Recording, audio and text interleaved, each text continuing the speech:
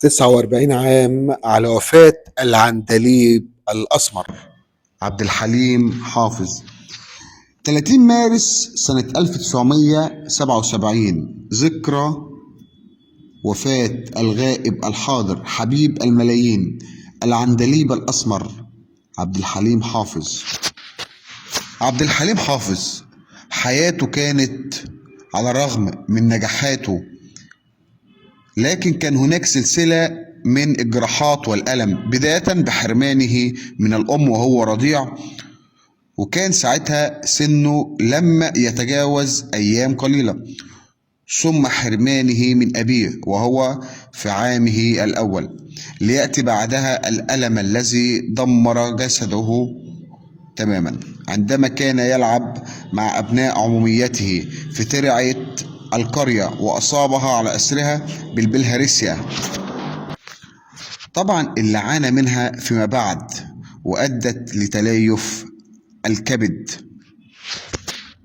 وطبعا بعض الآراء وبعض المؤرخين قالوا إن قلبه الرقيق ده زعل، وكان جراح كبير عندما فقد حبيب عمره السيدة جيهان العليلي بعد إصابتها بفيروس في المخ أدى بحياتها. هو عبد الحليم علي إسماعيل شبانة اتولد بقرية الحلوات بمحافظة الشرقية، وكان ترتيبه الرابع بين إخوته إسماعيل ومحمد وعلية. توفت والدته بعد ميلاده بأيام، ثم بعد كده أبوه، ثم يتولى تربيته فيما بعد خاله محمد عكاشة الذي ألحقه فيما بعد بالكتاب ثم المدرسة. وعبد الحليم أول مرة غنى وقف قدام الجمهور في يوم 17 أغسطس سنة 1952 على المسرح القومي في اسكندرية، وغنى أغنية صفيني مرة، ولكن ساعتها الجمهور لم يتجاوب معاه.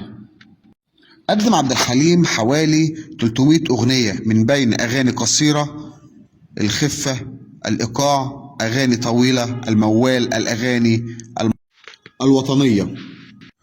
وأول أعماله كانت في فيلم، أول أعماله السينمائية كانت بصوته فقط في فيلم ليه تحسبوا الأيام، وبعد كده بائع.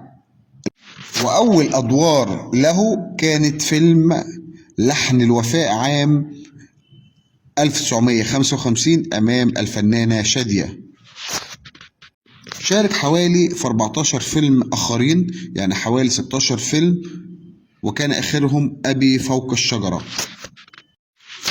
توفى العندليب الأسمر يوم 30 مارس سنة 77 في لندن، وعاد جثمانه على طائرة مصر للطيران قادما من لندن، وكان رفقته شقته السيدة علياء شبانة والأستاذ مجد العمرسي والسيدة نهال القدوسي زوجة محمد عبد الوهاب. وصل الجثمان الساعة 3 فجرا، وكان منتظرهم أخيه إسماعيل ومحمد وبعض الفنانين، منهم الفنان بليغ حمدي. وتخيل بقى مين اللي كان واقف بقى؟ اسمع الآخر، الشيخ الشعراوي. الشيخ الشعراوي كان ساعتها وزير الأوقاف، وكان ليه موقف إنساني نبيل في اليوم ده.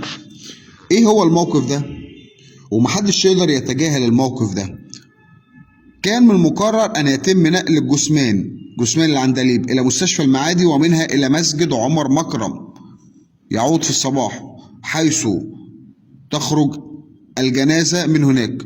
ولكن الشيخ الشعراوي أمر بفتح المسجد وإبقاء الجثمان به حتى صباح اليوم الثاني. وجنازة عبد الحليم كانت جنازة أسطورية، بلغ عدد المشيعين فيها حوالي 3 مليون، وحضر الجنازة معظم أهل الفن والأدب والثقافة.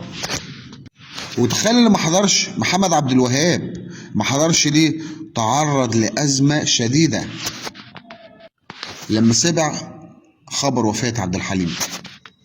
طبعا بقى حصل إغماءات بين الشباب والفتيات من محبين العندليب، حتى يعني في بعض الفتيات أو يعني أحد البنات رمت نفسها من الدور السابع حزنا على عبد الحليم حافظ.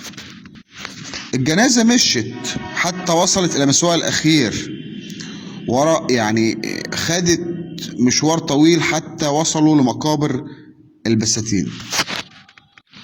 ونحن هنا وبعد مرور 48 عام على رحيل العندليب الأسمر عبد الحليم حافظ. لو لسه فاكره ادعي له بالرحمة، رحم الله العندليب الأسمر عبد الحليم حافظ. 30 مارس ذكرى وفاة العندليب الأسمر عبد الحليم حافظ. وهنا ونحن بعد مرور 48 عام على وفاة العندليب نهدي روحنا جواب وبنقول له بعد الأشواق بنهدي لك دعوات خالصة من قلوبنا بالرحمة والمغفرة بإذن الله.